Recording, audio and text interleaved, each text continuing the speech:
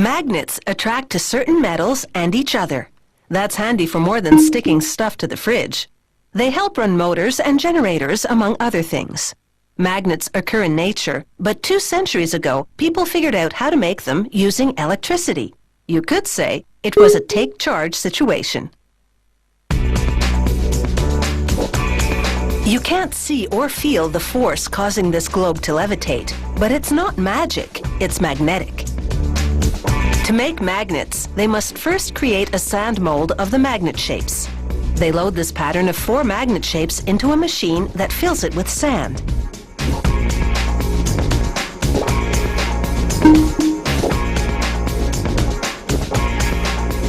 They remove the pattern and smooth the surface, dimpled by the machine's lid.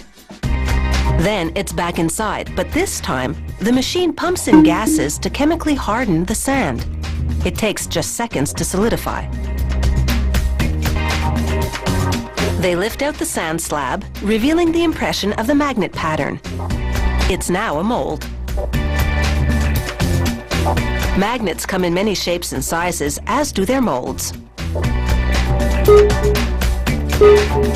Now they're ready to mold the magnet shapes. They take copper, cobalt, sulfur, nickel, pure iron, aluminum, and titanium. They load all these metals into an electrical induction furnace. It generates a pulsating electromagnetic field that heats to more than 1600 degrees Celsius, melting everything into a molten soup.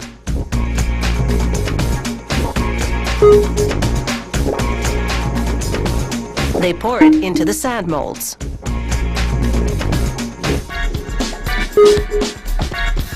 The molds burst into flames because the gases that harden the sand are highly flammable. They slide the blazing molds to another part of the foundry and knock them to the floor. Then they bust them open with a sledgehammer to get air inside so they cool down and the gases burn off.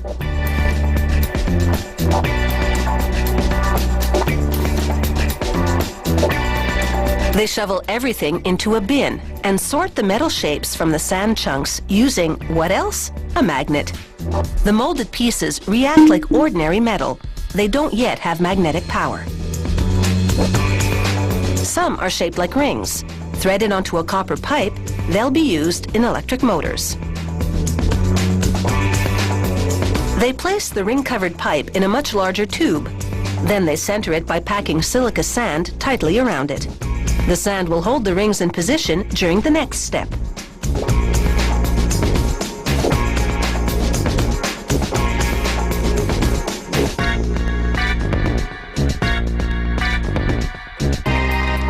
They seal both ends with concrete, allowing the inner copper tube to protrude slightly.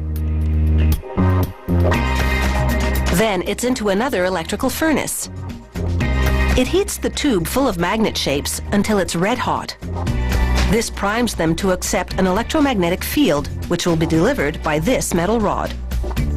They slide it down the center of the copper pipe and clamp it in place.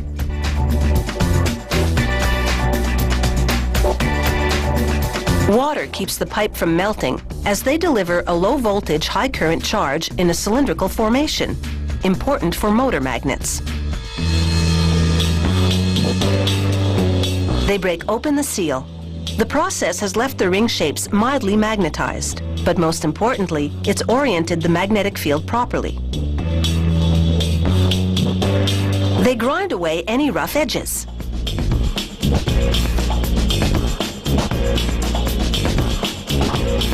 At this point, all magnets are pretty useless. But this machine will empower them.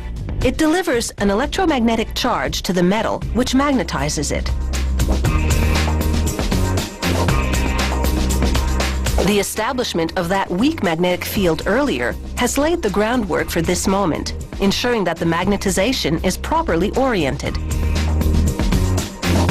Now that's some serious magnetic muscle. In their various forms, magnets continue to exert a lot of pull in our society because their invisible power helps keep so many things running.